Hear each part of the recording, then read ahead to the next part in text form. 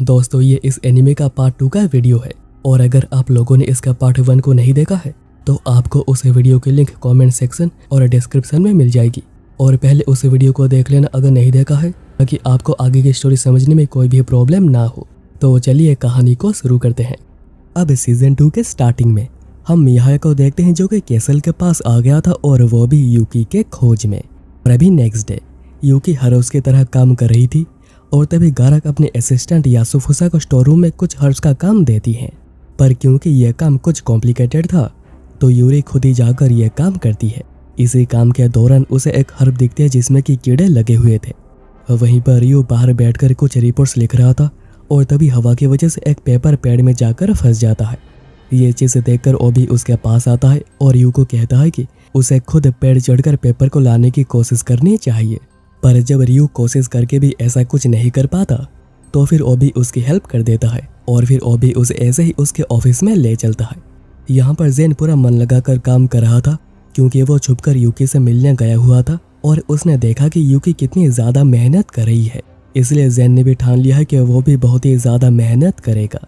और वो इतनी तेज़ी से काम कर रहा था कि उसके हाथ पर पेपर कट लग जाती है और मिसुइदे इस चोट को इग्नोर करने से मना करता है। वो कहता है कि नहीं तो पेपर पीपल आकर उसे पेपर बना देंगे।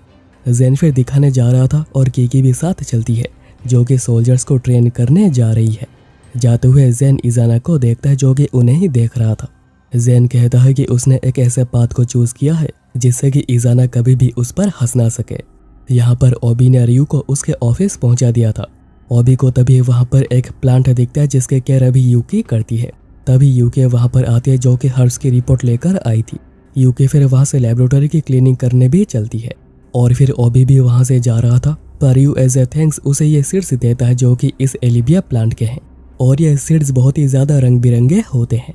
यहाँ पर जेन गारक के पास अपने चोट दिखाने आया हुआ था तो गारक बताती है कि यूकी अभी क्लीनिंग में बिजी है तो जेन यहाँ पर पट्टी करने के बाद रेस्ट कर सकता है। और फिर थोड़े समय के बाद जब यूकी पूरा काम करके आती है, गारक कहती है कि उसका इंतज़ार नैप रूम में कोई कर रहा है। तो यूकी चलकर देखती है कि ये तो जेन है जो कि अभी सोया हुआ है और फिर वो जेन के हाथों में लगे कट को भी देखती है। जेन तभी नींद में ही उसके हाथ को पकड़ता है और वो कहने लगता है कि मुझे हमारे फ्यूचर के बारे में तुमसे कुछ बात करनी है। और यूकी इससे बहुत ही ज़्यादा सरप्राइज हुई थी।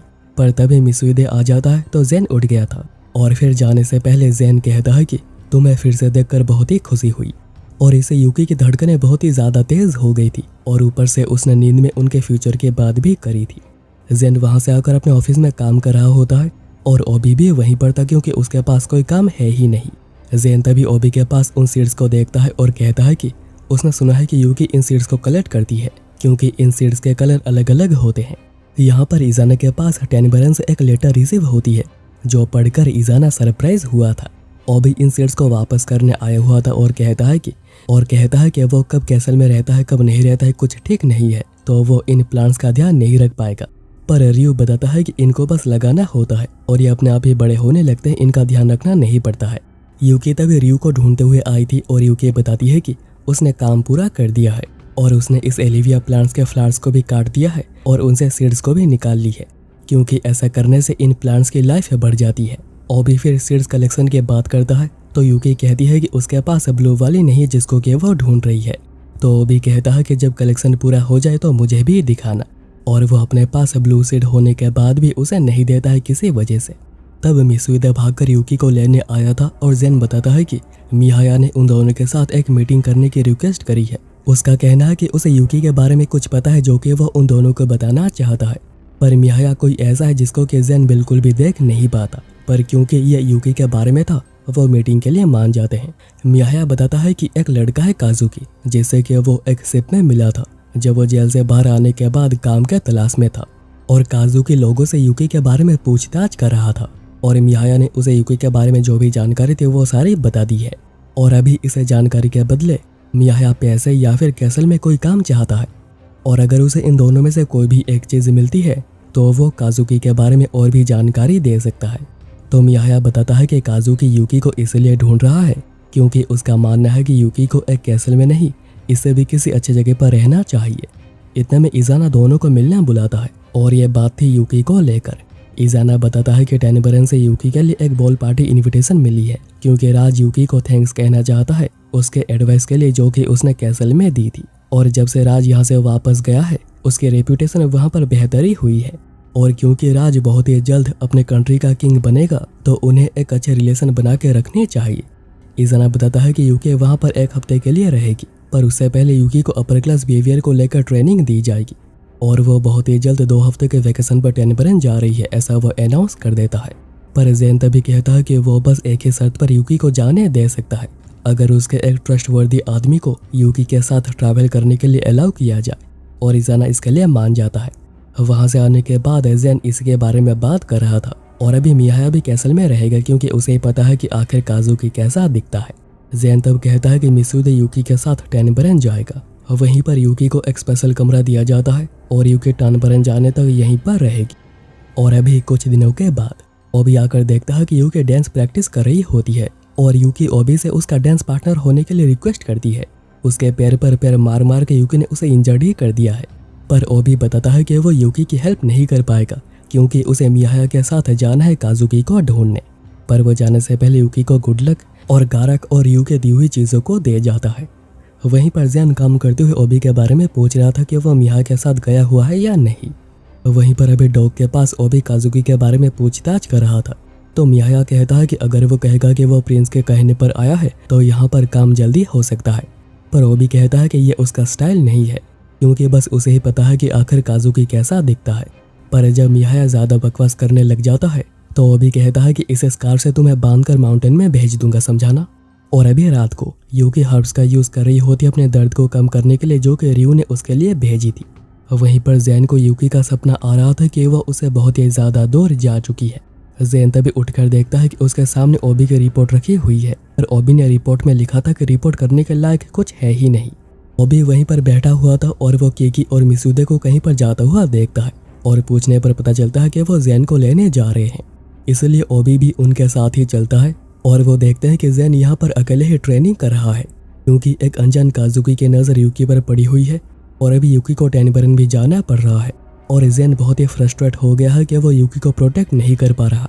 ओबी तब ज़ेन से कहता है कि वो उसके साथ एक डुएल करना चाहता है और अगर वो डुएल को जीत जाता है तो ज़ेन को उसे यूकी के साथ टेनबरन भेजना होगा। और ज़ेन भी इसके लिए मान जाता है और दोनों फाइट करने लगते हैं। पर ज़ेन बहुत ही जल्द ओबी के सोर्ड को तोड़ देता है, पर ओबी भी किक का यूज़ करके ज़ेन के सोर्ड को नीचे गिरा देता है। और फिर ज़ेन डिक्लेयर करता है कि ओबी जीत चुका है क्योंकि सोर्ड का तो पता नहीं, पर हैंड टू हैंड कॉम्बैट में ओबी उसे बेहतर है। और क्योंकि उसे ओबी पर भी भरोसा है तो वो अभी ओबी को यूकी के साथ भेज रहा है। पर अगर यूकी ही ओबी को मना कर देती है तो वो कुछ नहीं कर सकता है। और अभी थोड़े समय के बाद यूकी एक मेडिकल बुक रीड कर रही होती है, तभी ज़ेन उससे मिलने आता है। पर ज़ेन अंदर नहीं आता क्योंकि ये कमरा यूकी का है। वो दोनों हॉल में बैठकर बात कर रहे होते हैं और यूकी बताती है कि उसे सोने से पहले मेडिकल बुक्स पढ़ना बहुत ही ज़्यादा पसंद है। ज़ेन फिर बताता है कि उसने डुएल के बाद ओबी को चूज़ किया है एज ए अटेंडेंट ऑफ यूकी। यूकी फिर बताती है कि वो कुछ दिनों के ट्रेनिंग के बाद अभी पहले से बहुत ही ज़्यादा बेटर हुई है और उसे भरोसा है कि वो बॉल पार्टी में अच्छा कर पाएगी। फिर वह गुड नाइट कहकर जा रही होती है, पर तभी ज़ेन उसे हक करता है और दोनों बड़े ही खुश लग रहे थे। और अभी नेक्स्ट डे यूकी और ओबी को टेनबरन के लिए निकलना था और इतना सारा लगेज यूकी का ही है और ओबी उसके साथ पीछे पीछे घोड़े पर आएगा। ज़ेन यहाँ पर कह रहा था कि जब यूकी टेनबरन में होगी, अगर इसी बीच उन्हें काजुकी मिल जाता है तो बहुत ही अच्छी बात होगी क्योंकि जाने आने में और वहाँ पर रहने में यूकी को 1 महीना लग जाएगा यहाँ पर वापस आने में। यहाँ पर यूकी को पता चलता है कि लॉर्ड हारुका उसे बॉर्डर तक पहुँचाने जा रहे हैं और ओबी और लॉर्ड हारुका एक दूसरे को देखकर बड़े ही शौक हुए थे। तभी ज़ेन भी वहाँ पर आया था यूकी को सी ऑफ करने। यूकी ज़ेन से कहती है कि वह उससे कोई छोटी चीज़ चाहती है जो कि वो अपने साथ टेनबरन लेकर जा सके और ज़ेन उसे अपने पॉकेट वॉच दे देता है। और यहाँ पर इजाना भी फेयरवेल कहने आया हुआ था। और फिर यूकी के जाने के बाद ज़ेन इजाना से बात करने आता है और कहता है कि उसने सोचा नहीं था कि इजाना भी यूकी को सी ऑफ करने आएगा। तो इजाना कहता है कि वो ज़ेन के डिजेक्टेड सेल्फ को देखने आया था पर वो डिसअपॉइंट हुआ है। फिर वो कहता है कि यूकी के आंखों ने उसे बहुत ही अट्रैक्ट किया है और वो होप कर रहा है कि जब यूकी वापस कैसल में आ जाएगी तब भी उसके आंखों में वही क्लैरिटी होगी। यहाँ पर मिसूदे सोच रहा होता है कि वो ओबी से पूछना चाहेगा कि वो यूकी और ज़ेन के रिश्ते को लेकर क्या सोचता है। यहाँ पर लॉर्ड हारुका यूकी को बता रहे होते हैं कि क्लैरिनेस और टेनबरन दोनों ही कंट्री एक साथ डेवलप हुए हैं और दोनों ने डेवलप होने में एक दूसरे की बहुत ही मदद भी करी है, पर उन्होंने कभी एक दूसरे के मामले में इंटरफेयर नहीं करा है। और अभी नेक्स्ट डे वो बॉर्डर तक पहुंच चुके थे और यहाँ से लॉर्ड हारुका वापस जाएंगे, पर वो जाने से पहले यूकी से कहते हैं कि जैसे यूकी क्लैरिनेस का नाम ऊंचा करे। फिर वो टैनबरन में एंटर करते हैं और ओबी देखता है कि यूकी ने उसके दी हुई हेयरपिन को भी लगा रखी है, जिसे देखकर ओबी सेम टाइम पर शॉक हुआ था और बहुत ही खुश भी हुआ था। ओबी ये भी देखता है कि यूकी वापस अपने शहर को देखकर बहुत ही खुश हो रही थी। फिर कैसल में राज खुद आकर दोनों को वेलकम करता है और राज को देखकर यूकी को लग रहा था कि राज पहले से कुछ तो बदला हुआ लग रहा है। राज फिर अंदर आने के बाद पूछता है कि तुम यहाँ पर क्यों आई हो, तो उसका अटेंडेंट सकाकी कहता है कि क्योंकि आपने ही उन्हें इन्वाइट किया है। तो राज कहता है कि मुझे इसके बारे में पता है और वो यूकी को शुक्रिया कहना चाह रहा था, इसलिए उसने उसे इन्वाइट करा है।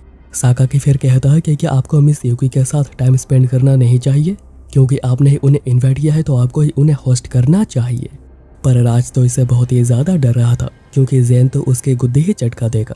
यूकी बताती है कि वो पास्ट में कुछ बार मिल चुके हैं और तभी जो भी कुछ हुआ था वो उसके बारे में भूलकर आगे बढ़ना चाहती है। तो वो ये भी कहती है कि उन्हें एक साथ टाइम स्पेंड करना चाहिए, और इस बात से राज बहुत ही शौक हुआ था कि यूकी ऐसा कुछ कहेगी। पर राज बहुत ही जल्द अपने मूड में आ जाता है और कहता है कि तो चलो घूमते हैं। अभी नेक्स्ट सीन में हम राज की बहन रोना को देखते हैं, जो कि यूकी से मिलने के लिए बहुत ही एक्साइटेड है, क्योंकि वो देखना चाहती है कि यूकी में ऐसा किया है कि राज उसे मिलने के बाद इतना ज़्यादा बदल गया है, और वो अपने ट्विन ब्रदर यूजिना को भी अपने साथ ले चलती है।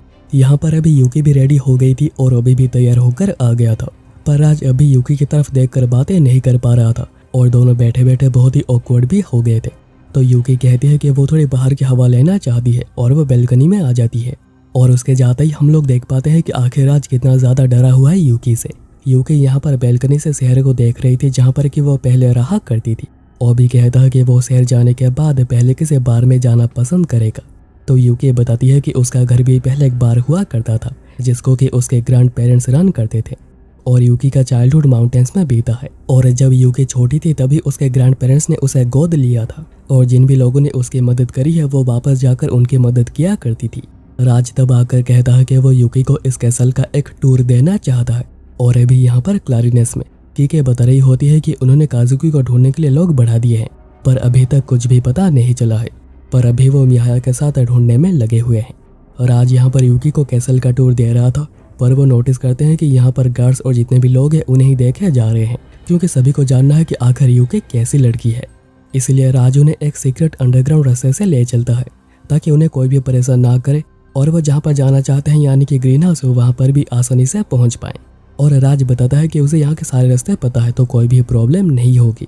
पर थोड़े समय चलने के बाद ही राज पूरा कंफ्यूज हो गया था और वो बस गोल गोल घूमे जा रहे थे और वो एक डेड एंड पर भी आ गए थे। पर राज मानने को तैयार ही नहीं था कि वो खो गए हैं, क्योंकि ऐसा कोई भी प्रिंस नहीं होगा जो कि अपने ही कैसल में खो जाए। राज तभी वहीं पर दो चेन्स को देखता है और कहता है कि इसको खींचने से गेट ओपन हो जाएगी।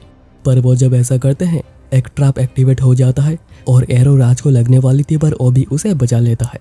और राज को याद आता है कि घुसपैठियों को रोकने के लिए यहाँ पर बहुत सारे ट्रैप्स को सेट किए गए हैं।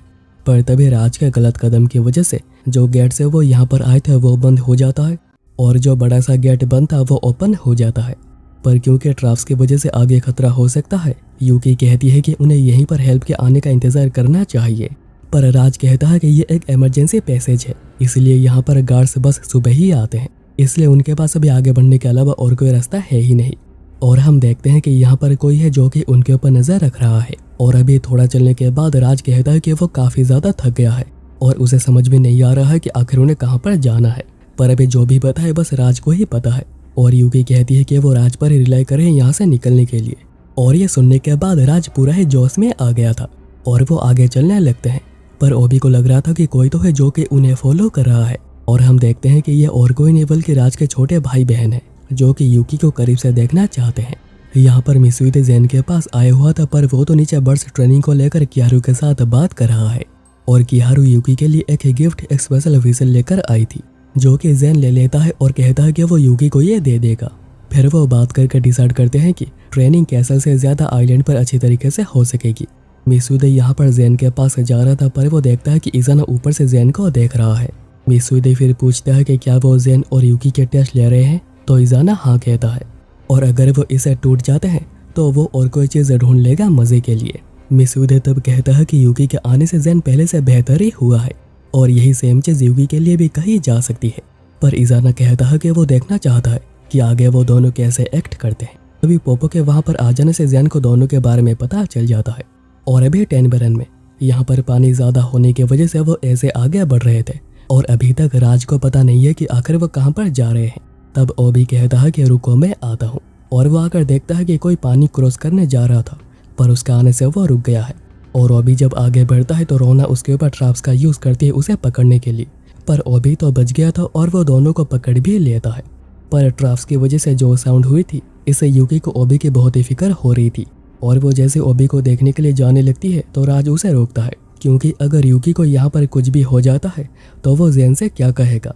तो यूकी कहती है कि अगर उसके यहाँ पर रहने से राज को डर लग रहा है तो वो क्लारिनेस से वापस चली जाएगी, पर उससे पहले उसे ओबी के पास जाना होगा। तो राज कहता है कि वो दोनों मिलकर चलेंगे, पर तभी ओबी दोनों को लेकर आ जाता है और पता चलता है कि ये तो राज के भाई बहन है। ओबी उन दोनों से पूछता है कि क्या उन्हें पता है कि यहाँ से बाहर कैसे निकला जा सकता है। तो रोना कहती है कि नहीं, वो भी यहाँ पर खो गए हैं, पर यूजिना कहता है कि उसे पता है क्योंकि वो तो यहाँ से निकलना चाहता है।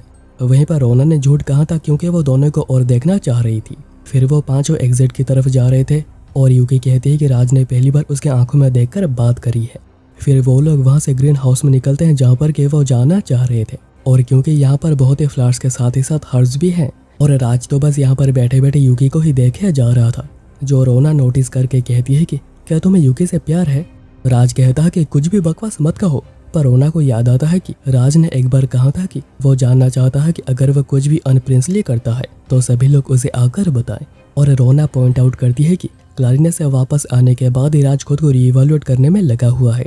तो राज बात को ढकने के लिए कहता है कि वो खुद को और भी परफेक्ट बनाने में लगा हुआ है, पर अभी पता नहीं है कि यूकी यहाँ पर और कितने दिन रुकेगी। राज फिर ओबी से कहता है कि उसने जो भी कुछ किया है वो उसके लिए माफ़ी मांगना चाहता है और ये बात है जैसे ओबी यूकी को उसके लिए बता दे। और ये पहली बार है जब राज ने अपनी गलती मानी है और बहुत ही सॉफ्टली बात भी करी है।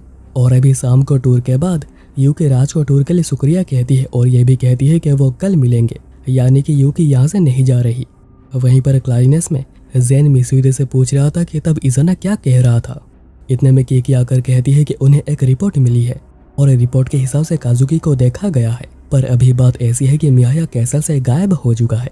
और अभी रात को मियाया काजुकी से मिलने एक शिप पर आया हुआ था और वो कहता है कि उसे कैसल में कोई भी जॉब नहीं मिली, इसलिए वो यहाँ पर काजुकी को पकड़ के कैसल के हवाले करने आया है, जिससे कि उसे ग्लोरी तो मिलेगी।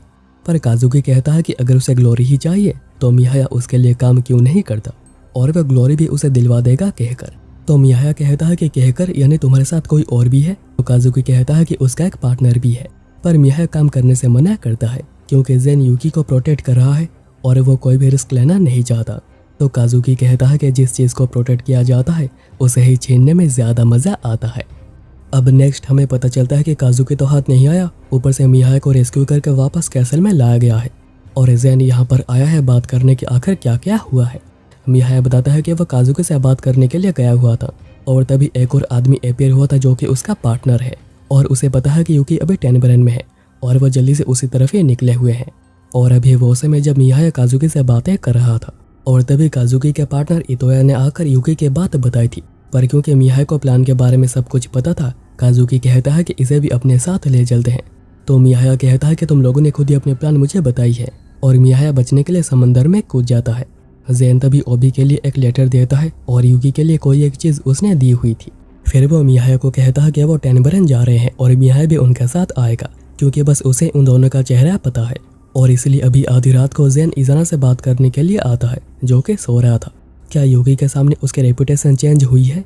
तभी साकाकी आता है और आज उसके साथ कुछ डिस्कस करता है और उसने जो फैसला लिया था इसे सभी लोग बहुत ही ज़्यादा शौक हुए थे। राज यूकी और ओबी को लाइब्रेरी में इन्वाइट करता है। वहीं पर रोना को साकाकी से पता चल पाता है कि राज ने आज से ही कंट्री के पॉलिटिक्स में इंटरेस्ट लेना शुरू कर दिया है और यह माइंडसेट चेंज ऑब्वियसली यूकी की वजह से ही हो रहा है। रोना तो ये तक कहती है कि राज को यूकी से प्यार हो गया है। वहीं अब लाइब्रेरी में यूकी को बुक्स पढ़ने में काफ़ी मज़ा आ रहा था जो कि उसका नेचर भी है। उसी रात को साकाकी राज को बताता है कि जो मेड उन्हें चाय देने गई हुई थी उसे ऐसा लग रहा था जैसे कि राज और यूकी दोस्त थे इसलिए साकागी कहता है कि अगर राज यूकी का माइंड चेंज कर देती है और यूकी हमेशा यहीं पर रह जाती है तो कैसा रहेगा। तो राज कहता है कि बकवास मत करो, और फिर वो अपने कमरे में सोने जाता है। पर वो देखता है कि यहाँ पर तो उसका भाई बहन सोए हुए हैं, जो कि नींद में कह रहे होते हैं कि यूकी को जाने मत दो। और अभी नेक्स्ट डे दोनों अगेन लाइब्रेरी में बुक्स को रीड कर रहे थे। राज फिर बीच में पूछता है कि वो समझना चाहता है कि दोनों का रिश्ता आखिर क्या है, पर दोनों ही इसको लेकर कंफ्यूज थे।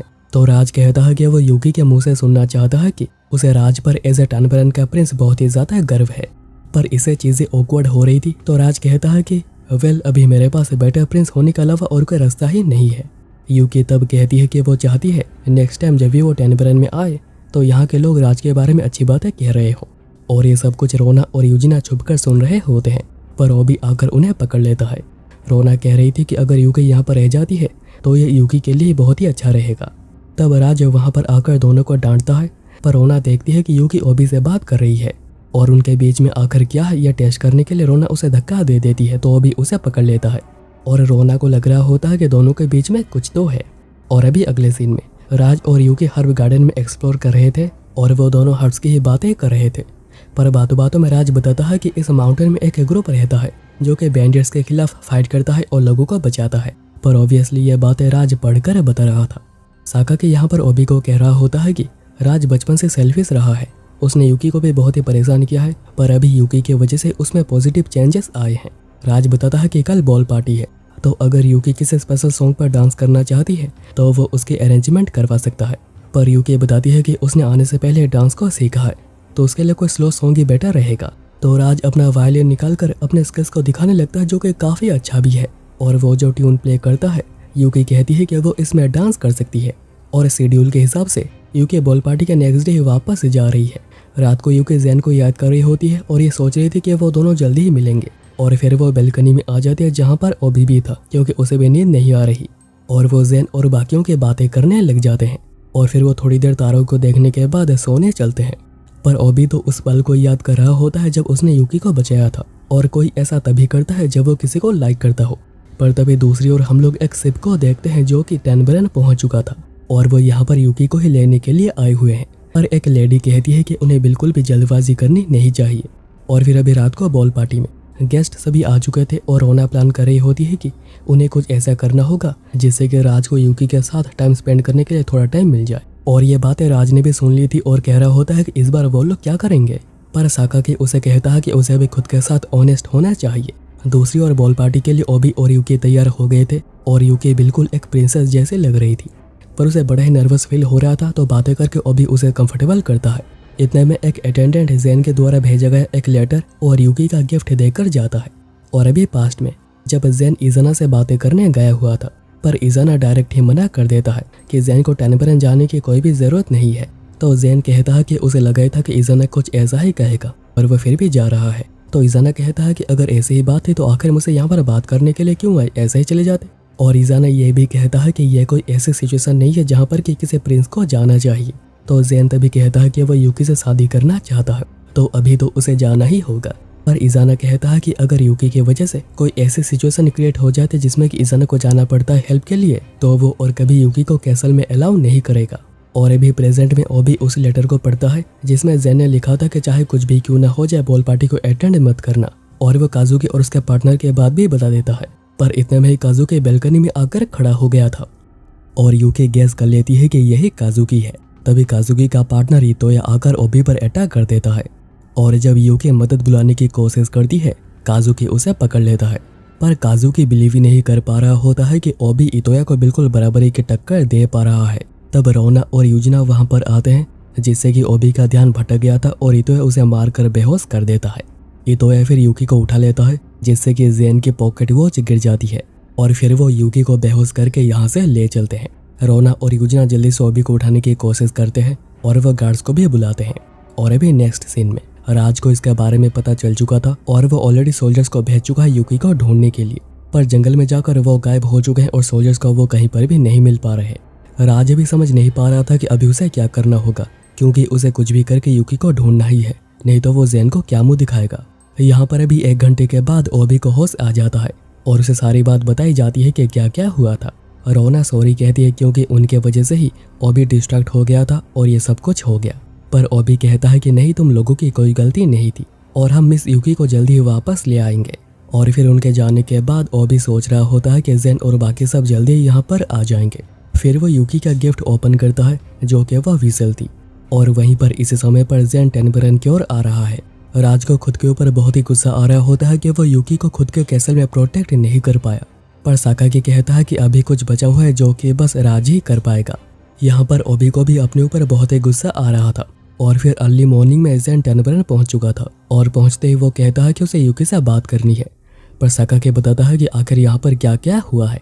जेन फिर चलकर राज से मिलता है जो कि जेन से आंख मिला नहीं पा रहा था, पर जेन तभी माफ़ी मांगता है क्योंकि उसे पहले से शक था कि यूकी को टारगेट किया जा रहा है। पर उसने यह बात राज को नहीं बताई। अगर उसने बता दिया होता तो आज ऐसा कुछ होता ही नहीं। पर राज भी सॉरी कहता है क्योंकि यूकी यहाँ पर उसके गेस्ट थी और वो उसे प्रोटेक्ट नहीं कर पाया। जेन फिर पूछता है कि क्या यूकी को यहाँ पर मज़ा आ रहा था, क्या वो स्माइल कर रही थी, तो राज हाँ कहता है और ये जानकर जेन खुश हुआ था। इतने में एक मेड आकर बताती है कि ओबी अपने कमरे से गायब हो चुका है और जेन समझ आता है कि ओबी यूकी को ही रेस्क्यू करने गया हुआ है। ओबी अभी जंगल में था और वह उन्हें ही ढूंढ रहा था और उसे घोड़ों के पैरों के निशान भी मिल जाते हैं। और अभी सुबह हो चुकी थी और वह बात कर रहे होते हैं कि शायद ये कोई बड़ी ग्रुप होगी, नहीं तो कोई भी कैसल के ऊपर ऐसे कैसे अटैक कर सकता है। और साकाकी को शक है कि यह सी क्लोज ग्रुप का काम है जो कि ईस्टर्न सी पर राज करते हैं। वो हर शिप से इलीगली टोल कलेक्ट करते हैं और गुड लुकिंग लड़के और लड़कियों को अगवा करके उन्हें बैट की तरह इस्तेमाल करके और भी ज़्यादा घिनौने काम करते हैं। पर मियाया बताता है कि काजुकी इस रीज़न से यूकी को ढूंढ नहीं रहा था क्योंकि हो सकता है कि काजुकी झूठ कह रहा हो, तो वो इस बात पर भरोसा नहीं कर सकते हैं। और अगर उन्हें सी क्लोज पर ही शक है तो उन्हें पहले माउंटेन्स में जाना होगा। तब टेनबरन के किंग यानी राज के फादर जेन को मिलने के लिए बुलाते हैं और जेन सोच रहा था कि किंग कैसे रिएक्ट करेंगे। यहाँ पर अभी क्लारिनेस में गारक एक गार्ड को ट्रीट कर रही थी और तभी उन्हें पता चलता है कि जेन अभी टेनबरन गया हुआ है और गार्ड्स को लग रहा था कि जेन वहाँ पर यूकी के साथ छुट्टियाँ बिताने गया हुआ है। इसके बाद हम यूकी को देखते हैं जो कि अभी तक सो रही थी क्योंकि उस पर स्लीपिंग हर्ब का यूज़ किया गया है और इसका असर और कुछ घंटों तक रहेगा। और क्योंकि अभी उनके पास पानी खत्म हो गया था तो इतोया जाता है पानी लेने और काजुकी यहीं पर रहकर यूकी पर ध्यान रख रहा था और वो कह रहा था कि तुम जहाँ पर बिलोंग करती हो हम लोग तुम्हें वहीं पर जल्दी ही ले जाएंगे और ओल्ड मैन तुम्हें देखकर बहुत ही खुश होंगे। दूसरी ओर किंग जेन को बताते हैं कि जेन टेनबरन के बॉर्डर के अंदर बिल्कुल फ्रीली मूव कर सकता है, पर बस राज के अथॉरिटी के साथ ही, और यही चीज़ जेन के लिए बहुत है। जेन ये बात आकर बाकियों को बताता है और वो यूकी को ढूंढने के लिए तैयार हैं। राज तब कहता है कि वो भी ढूंढने जाना चाहता है क्योंकि उसने यूकी से वादा किया था क्योंकि जब नेक्स्ट टाइम वापस टेनबरन आएगी तो तभी यहाँ के लोग राज के ऊपर गर्व कर रहे होंगे। और अगर अभी राज यूकी को ढूंढने नहीं जाता है तो वह खुद के नज़रों में ही गिर जाएगा। ये सब कुछ किंग और साका के ऊपर से देख रहे होते हैं और किंग को भरोसा ही नहीं हो रहा था कि राज इतना ज़्यादा बदल गया है। जब यूकी यहाँ पर आई थी किंग को लग रहा था कि राज ने मज़े के लिए यूकी को इन्वाइट किया है और अभी वहीं पर इतोया वापस आकर देखता है कि यहाँ से यूकी और काजुकी दोनों नहीं हैं। इतोया बड़ा डर गया था कि दोनों आखिर कहाँ पर गए और तभी ओबी इतोया पर अटैक कर देता है और उसे सरेंडर करने पर मजबूर भी कर देता है। ओबी बड़े ही गुस्से में पूछ रहा था कि आखिर मिस यूकी कहाँ पर है, तो इतोया कहता है कि उसका पार्टनर काजुकी और यूकी दोनों यहाँ से गायब हो चुके हैं। और तभी वो पीछे पेड़ में क्लो के मार्क को देखता है और कहता है कि सिचुएशन बड़ी गंभीर है और उन्हें जल्दी ही कहीं पर जाना होगा, नहीं तो देर हो सकती है। तो ओबी कहता है कि वो भी उसके साथ जाएगा क्योंकि उसे अभी भी इतोया पर शक है। दूसरी ओर यूकी को होश आता है एक कमरे में और उसे याद भी आ गया था कि आखिर क्या क्या हुआ था। और यूकी ये भी देखती है कि उसके साइड में ही काजुकी सोया हुआ है जिसे कि चोट भी लगी है। तब वहाँ पर वही लेडी आती है जिसको कि हम लोगों ने पहले भी देखा था, पर उसका आने से काजुकी यूकी को छुप जाने के लिए कहता है।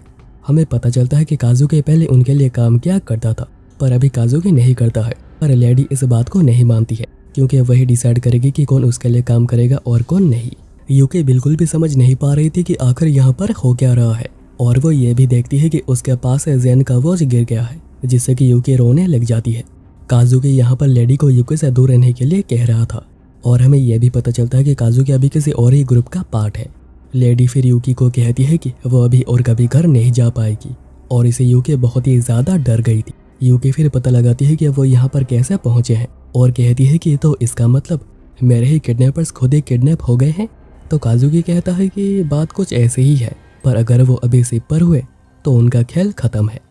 अब पास्ट में जब दोनों बैठकर बातें कर रहे होते हैं तभी दोनों ने प्लान किया था कि जब यूकी वापस आ जाएगी तो वो यहाँ पर क्लारिनेस के शहर में घूमने चलेंगे। और अभी प्रेजेंट में काजुकी कह रहा था कि उन्हें निकलने की कोशिश करनी चाहिए और दोनों बाहर आ जाते हैं और कंफर्म होते हैं कि वो अभी शिप पर ही हैं। पर अभी सिर्फ डॉकयार्ड पर खड़ा हुआ है, पर वो देखते हैं कि उन्हें बाहर से लॉक करके रखा गया है, यानी बाहर गार्ड्स भी हो सकते हैं। तभी यू के साइड में कुछ सीड्स को रखा हुआ देखती है जिससे कि वो यूज कर सकती है। थोड़ी देर बाद जो दो आदमी उन्हें गार्ड दे रहे थे उन्हें अंदर से धुआं आता हुआ दिखता है और वो जल्दी से भागकर जाते हैं देखने की आखिर क्या हुआ है। और इसी का फायदा उठाकर काजुकी दोनों को बेहोश कर देता है और ये धुआं इन सीड्स की वजह से हुआ था। काजुकी फिर देखता है कि बाहर कोई भी नहीं है और वो कहता है कि वो बिल्कुल तेजी से भागेंगे और शिप से जंप करेंगे। और वो ठीक ऐसा ही कर रहे होते हैं, पर अभी तक लेडी आ चुकी थी और वो दोनों पकड़े जाते हैं। यहाँ पर ओबी इतोए को फॉलो करते हुए उसके ग्रुप के पास पहुंच गया था और वहीं पर दूसरी तरफ मिसुदे ज़ेन को उसका टूटा हुआ वॉच देता है और इसे ज़ेन थोड़ा सेंटी हो गया था, तो मिसुदे और कीकी उसे मारकर उसे हाउस में लाते हैं। और फिर कीकी ज़ेन को एक लेटर भी देती है। इतने में राज आकर एक ग्रुप माउंटेन लायंस की बात करता है जो कि बैंडिट्स के खिलाफ फाइट करते हैं और लोगों को प्रोटेक्ट करते हैं और उनकी फाइट सी क्लोज से भी कई बार हो चुकी है। तो अभी उनका टारगेट है माउंटेन लायंस को ढूंढकर जानकारी गैदर करना। दूसरी ओर इतोया पूरी बात अपने लीडर ओल्डमैन को बताता है जो कि अपने आदमियों को एक शिप को रेडी करने के लिए कहता है और यही ग्रुप है माउंटेन लायंस और यही ग्रुप का नाम है माउंटेन लायंस। ओल्डमैन फिर कहता है कि उसे कोई और जगह पर जानी है और क्योंकि ओबी उनका पीछा नहीं छोड़ने वाला तो वो भी उनके साथ चलता है। यहाँ पर अभी शिप में लेडी दोनों को बड़ी बेरहमी से मार रही होती है जो कि गार्ड पर थे। यूकी कहती है कि इससे उन्हें इंटरनल ब्लीडिंग हो रही है और उन लोगों के जल्दी ही ट्रीटमेंट करनी चाहिए। तो लेडी यूकी से बात करने के लिए पास आने लगती है तो काजुकी कहता है कि यूकी से दूर रहो और ये कहने की वजह से लेडी उसे भी मारती है और कहती है कि उसके माउंटेन लायंस के दोस्त कभी उसे बचाने नहीं आएंगे। पर अभी बातों बातों में इतना पता चल जाता है कि यूकी माउंटेन लायंस के लिए ज़रूरी है, यानी कि लेडी अभी काजुकी से पूरी बात निकाल कर ही रहेगी चाहे कुछ भी क्यों ना हो जाए। वहीं पर ज़ेन लोकेशन को देखते हुए आगे जा रहा था और यहाँ पर ओबी भी उनके साथ ही आगे बढ़ रहा था। इतने में ओबी अपने ऊपर एक करियर बर्ड को देखता है और तभी ज़ेन उसके सामने आ जाता है जिसको देखते ही ओबी नील डाउन करके माफी मांगता है कि वो यूकी को प्रोटेक्ट नहीं कर पाया। पर ज़ेन कहता है कि इतने सीरियस क्यों हो, इससे तो लोग ही डर जाएंगे। ज़ेन फिर बताता है कि ओबी के लेटर की वजह से वो यहाँ पर आ पाए हैं क्योंकि ओबी ने उसमें यूकी के गिफ्ट को मेंशन किया था जो कि यह व्हिसल था और उसी के साउंड से कैरियर बर्ड ऊपर उड़ने लगी और ज़ेन यहाँ पर आ पाया। और ज़ेन ने इन बर्ड्स को कंट्रोल करना क्यारू से सीख लिया है। साकाकी फिर आइडेंटिफाई करता है कि यह तो माउंटेन लायंस का लीडर है और मिहाया इतोए को भी आइडेंटिफाई करता है एज काजुकी's पार्टनर। ओबी फिर उन्हें आगे की बात बताता है कि आगे और क्या क्या हुआ है। पर क्योंकि अभी यहाँ पर प्रिंस आ चुके थे तो दोनों यहाँ से निकलने की कोशिश करते हैं पर कीकी और मिसुदे ऐसा होने नहीं देते। ज़ेन फिर पूछता है कि आखिर वो हेल्प करना क्यों नहीं चाहते क्योंकि वो तो लोगों को प्रोटेक्ट करते हैं, तो आखिर उन लोगों ने यूकी को अगवा क्यों किया। इतोया बताता है कि काजुया उन्हें ज्वाइन करने से पहले सी क्लोज के पास था जहाँ पर कि बस उसके लुक्स को देखकर उसका इस्तेमाल किया गया था और वो नोबल्स के पास जाकर एज ए डेकोरेशन ही काम किया करता था। और जब काजुया को यूकी के बात पता चली उसे लगा कि यूकी को भी वैसे यूज़ किया जाएगा जैसे उसके साथ किया गया है और इसीलिए वो यूकी को सी क्लोज से दूर ले जाना चाहते थे। ओल्डमैन बताते हैं कि उन्हें नोबल्स बिल्कुल भी पसंद नहीं क्योंकि उन्हीं लोगों की वजह से उनकी जगह गई है, पर क्योंकि वो अभी अपने अपने लोगों को ढूंढ रहे हैं तो वो ढूंढने तक मिलकर काम कर सकते हैं, पर इसके बाद उन्हें ऐसे एक्ट करना होगा जैसे कि वो एक दूसरे को नहीं जानते हैं। ओल्डमैन फिर उन्हें एक बार टाउन की तरफ ले जाने लगते हैं जो कि सी क्लोज को सपोर्ट करती है और सी क्लोज वहीं पर अपने शिप को डॉक करते हैं और वो टाउन के पास पहुंचकर देखते हैं कि शिप अभी भी डॉक पर ही खड़ा हुआ है और लेडी भी वहीं पर ही होगी और इस ग्रुप के लीडर एक लेडी है। ये जानकर ज़ेन हैरान हुआ था, पर ओल्डमैन बताते हैं कि वो कोई आम लेडी नहीं है। उसे देखते ही आधे लोगों की जान ही निकल जाती है। ओबी तब टाउन से जानकारी लेकर आता है कि शिप पर काजुकी जैसे किसी को देखा गया है, पर यूकी के बारे में कुछ भी पता नहीं चल पाया है, पर चांसेस है कि वो दोनों एक ही साथ शिप पर ही होंगे। ओल्डमैन और ज़ेन बात करे होते हैं कि आखिर वो कैसे उन्हें रेस्क्यू करेंगे। इतने में कीकी कहती है कि उसके पास एक आइडिया है। दूसरी ओर लेडी काजुकी को पानी में डूबाकर टॉर्चर कर रही थी ताकि काजुकी बता दे कि माउंटेन लायंस को आखिर यूकी क्यों चाहिए, पर काजुकी बार बार कह रहा होता है कि उसे कुछ नहीं पता है। अगर उसे इसके बारे में पता नहीं भी चलता है तो भी वो यूकी को बड़ी अच्छे दाम में किसी नोबेल को बहुत ही दूर किसी कंट्री में बेच देगी जहाँ से यूकी कभी भी वापस नहीं आ पाएगी। उसे तो यह भी याद नहीं रहेगा कि आखिर उसकी कंट्री कौन सी थी। तब लेडी को एक आदमी बुलाता है क्योंकि उनके पास एक क्वालिटी प्रोडक्ट आया हुआ है, इसलिए काजुकी और यूकी को फिर से बंद कर दिया जाता है। काजुकी पूछ रहा था कि क्या यूकी जानना नहीं चाहती है कि उन्होंने यूकी को आखिर अगवा क्यों किया है और आखिर वो लोग कौन है। यूकी बताती है कि काजुकी कुछ भी क्यों ना कहे, उसे कभी काजुकी पर भरोसा नहीं होगा, पर अभी उनका टास्क है कि यहाँ से कैसे निकलना है। इतने में शिप चलने लग जाती है और यूकी के सामने दिख रहा होता है कि वो कभी ज़ेन से और मिल नहीं पाएगी। तभी कीकी को अंदर लाया जाता है, क्योंकि यह कीकी का ही प्लान था कि यूकी के पास कोई ऐसा होना चाहिए जिस पर कि यूकी भरोसा कर सके। और क्योंकि कीकी एक लड़की है, वो बहुत ही इजीली अंदर आ गई, क्योंकि उसका इस्तेमाल किया जा सकता है लेडी के नज़र में। पर मिसूदे बिल्कुल ही इस आइडिया के खिलाफ था और ज़ेन भी सोच रहा था कि उन्हें क्या करना चाहिए। इतने में मियाया कहता है कि क्यों ना हम लोग उनका हाइडआउट के ऊपर ही अटैक कर दे, क्योंकि अगर याद हो तो मियाया के फैमिली एक नोबल फैमिली हुआ करती थी और उनके फैमिली का सेक्लोस से बहुत ही अच्छा रिश्ता हुआ करता था। इवन वो कई बार उनके हाइडआउट पर भी जा चुके हैं। मियाया कहता है कि वो उनके हाइडआउट पर लेकर जा सकता है, पर फ्री में नहीं। ज़ेन को इससे गुस्सा आ जाता है कि आखिर वो यहाँ पर ऐसी बातें कैसे कह सकता है, पर मियाया कहता है कि यह प्रॉब्लम टेनबरन की है, तो वो राज से बात करना चाहता है। और राज तो बस एक सेकंड में मान जाता है, क्योंकि वो कभी भी रिवॉर्ड्स देने में पीछे नहीं हटता है। और फिर कीके अपने स्वord मिसूदे को देकर मिशन के लिए निकलती है। और अभी प्रेजेंट में कीके बताती है कि ज़ेन भी यहाँ पर है और वो यूकी को बचा लेंगे और यूकी वापस अपने घर जा पाएगी। और वो काजुकी को भी बताती है कि उसका लीडर उसकी काफ़ी चिंता कर रहा है। कीकी फिर खुद को फ्री करती है और किहारू का गिफ्ट यूकी को देती है, क्योंकि यही बेल सिग्नल की तरह काम करेगी करियर बर्ड के लिए। पर काजुकी पूछता है कि वो अभी समंदर में आ चुके हैं, तो आखिर वो अभी बचेंगे कैसे। तो कीकी कहती है कि वो वेट कर रहे हैं ताकि सीक्लोस अपने हाइडआउट के पास पहुंच जाए। और इस शिप को ज़ेन और बाकी लोग भी फॉलो कर रहे थे कैरियर बर्ड का यूज करके। और अभी नेक्स्ट सीन में बार टाउन में राज के कहने पर लोग इकट्ठा हो गए थे, पर यहाँ पर राज की जो रेपुटेशन बनी हुई है, लोगों को लग रहा था कि राज यहाँ पर दारू और लड़की लेने आया है। पर अटेंडेंट्स बताते हैं कि राज सीक्लोस को पकड़ने के लिए जा रहा है, जिसमें कि उसे सभी लोगों की मदद चाहिए। पर क्योंकि लोगों को पता है कि सीक्लोस कितने ज़्यादा खतरनाक है और राज कितना निकम्मा प्रिंस है, तो कोई भी उसके साथ जाकर कोई भी रिस्क लेना नहीं चाह रहा था। इसलिए राज को, जो कि साइड में खड़ा हुआ था, उसे सामने आना ही पड़ता है लोगों से बात करने, ताकि वो लोगों को मना सके। और लोग उसे जिस तरह देख रहे थे, उसे बहुत ही ज़्यादा चुभ रही थी और वो तो उन्हें फेस भी कर नहीं पा रहा था। पर क्योंकि इस प्लान को पूरा करने के लिए सभी लोगों को एक एक रोल दिया गया है, तो राज को किसी भी हाल में इस रोल को पूरा करना ही होगा। राज फिर हिम्मत करके कहता है कि उन्हें सीक्लोस को यहाँ से भागने से रोकना होगा और इस काम में उसे सभी लोगों की मदद चाहिए। दूसरी ओर हम लोग देखते हैं कि सभी लोग राज के भरोसे ही आगे बढ़ रहे थे। और अभी थोड़ी देर के बाद एक आदमी आकर लेडी को बताता है कि उनके सामने 3 शिप्स खड़े हुए हैं। तो लेडी को लगता है कि शायद ये माउंटेन लायन से होंगे जो कि उन्हें रोकने के लिए आए हैं। तो वो यूकी को बाहर लेकर आने के लिए कहती है, ताकि वो यूकी का यूज करके माउंटेन लायंस को यहाँ पर हरा सके। पर उनकी शिप जब थोड़ी और आगे बढ़ती है और लेडी खुद बाहर आकर देखती है, तो वो देखती है कि उनके सामने तो शिप्स का एक ब्लॉकेड ही खड़ा हुआ है और हर शिप के ऊपर एक एक नेवी से लगी हुई है। यूकी तब बाहर डेक के ऊपर आ जाती है और बेल के साउंड की वजह से कैरियर बर्ड उसके ऊपर ही उड़ रहा था और इन नेवी शिप्स को लीड कर रहा था राज। और वो भी कंफर्म हो जाता है कि इसी में ही यूकी है। और अभी टाउन के लोगों का नजरिया भी बदल गया है, क्योंकि उन्हें जैसा लग रहा था कि राज होगा, राज उससे बिल्कुल ही अलग है। और क्योंकि राज खुद उनसे मदद मांगने के लिए आया था, तो वो उसे मना भी नहीं कर पाए। और क्योंकि अभी राज कंफर्म हो गया था कि यही सीक्लोस हैं, अब वो पहले खुद को इंट्रोड्यूस करता है और कहता है कि यूके टेनबरन की एकलौते फ्रेंड ऑफ रॉयल फैमिली है और उस पर हाथ रखकर उन लोगों ने अपने मौत को दावत दी है। और लेडी ये सुनकर बहुत ही शौक हुई थी, पर अभी लेडी जानती है कि वो फाइट करके यहाँ पर जीत नहीं पाएगी, तो वो शिप को वेस्ट की तरफ मोड़ देने को कहती है। यहाँ पर साकाकी के पूछने पर राज बताता है कि यह टाइटल उसने अभी अभी क्रिएट करी है। वहीं पर लेडी यूकी पर एक कट लगाती है और कहती है कि वापस अपने जगह पर जाओ। ये देखकर काजुकी बड़ा गुस्सा हो गया था कि आखिर उसने ऐसा कुछ कैसे किया। पर अभी शिप सेरुलिन में एंटर कर रही है, जहाँ पर क्या वर्लपुल्स भरे हुए हैं और ये इतने खतरनाक है कि ये बड़े बड़े शिप को इजीली डुबा सकते हैं।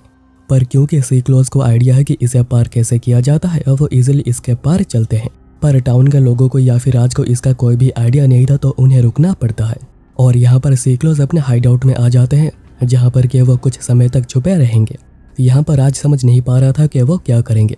तब साकाकी को याद आता है कि ये वर्लपुल्स हर 10 सेकंड में अपनी डायरेक्शन चेंज करते हैं, इसलिए राज अपने लोगों को ऑर्डर देता है कि वो लगातार शिप को लेफ्ट और राइट करते रहें और वैसा करके इसे बाहर जा सकते हैं। पर इस हलचल की वजह से राज को सी सिकनेस हो गई थी। पर अभी यहाँ पर आने के बाद लेडी पूरी कॉन्फिडेंट है कि उन्हें कोई पकड़ नहीं सकता है और अभी बस सोचना है कि आखिर यूकी को कैसे सेल किया जाए। पर तभी वो देखते हैं कि राज के रॉयल शिप यहाँ पर ही आ रही है, जिसकी कंडीशन खराब है, पर वह यहाँ पर पहुँचने में कामयाब हुए हैं। और इसके लिए राज सभी को ही शुक्रिया कहता है और फिर वो ऑर्डर करता है कि वो शिप को डिस्ट्रॉय कर दे ताकि सीक्लोज यहाँ से भाग ना पाए। इसलिए जो भी सीक्लोज के शिप में थे वो सभी कूद जाते हैं और राज अपनी शिप को लेकर उनके शिप से टक्कर कर देता है, जिससे कि दोनों ही शिप अभी डिस्ट्रॉय हो चुकी थी। कीकी तब यूकी और काजुकी को यहाँ से भाग जाने कहती है, पर लेडी उसे पकड़ लेती है और फिर एक आदमी कीकी पर हमला करने जा रहा था, पर तभी मित्सुइदे आकर कीकी को सेव करता है। ज़ेन भी यहीं पर आ गया था, जो लेडी को कहता है कि यूकी को छोड़ दो, उसे टच करने के तुम लोगों के पास कोई परमिशन नहीं है। लेडी समझ नहीं पा रही थी कि आखिर यूकी में ऐसा है क्या कि सभी लोग उसे बचाने के लिए यहाँ पर आ गए हैं, यहाँ तक कि उन्होंने अपने शिप को भी डिस्ट्रॉय कर दी है। पर तब ओबी अटैक करके यूकी को फ्री करता है और ज़ेन यूकी और काजुकी को लेकर यहाँ से निकलता है। लेडी अपने आदमियों को उनके पीछे जाने कहती है क्योंकि उसी तरफ ही लेडी का कैसल है। पर तभी ओल्ड मैन एंटर करते हैं और उनके साथ पूरी माउंटेन लायन की ग्रुप थी और ओल्ड मैन कहते हैं कि हम लोग तुम्हारे कैसल में जाकर उसका खेल पहले ही खत्म कर चुके हैं। और इससे लेडी को इतना गुस्सा आ जाता है कि वो ही अटैक कर देती है। और जैसे ही काजुकी को यह बात पता चलती है कि माउंटेन लायन अंदर है, काजुकी वापस फाइट में कूद जाता है और अभी ज़ेन यूकी के साथ अकेला था और कुछ कहने के लिए कहता है क्योंकि बहुत दिन हो गए हैं उसने यूकी की आवाज़ सुनी है।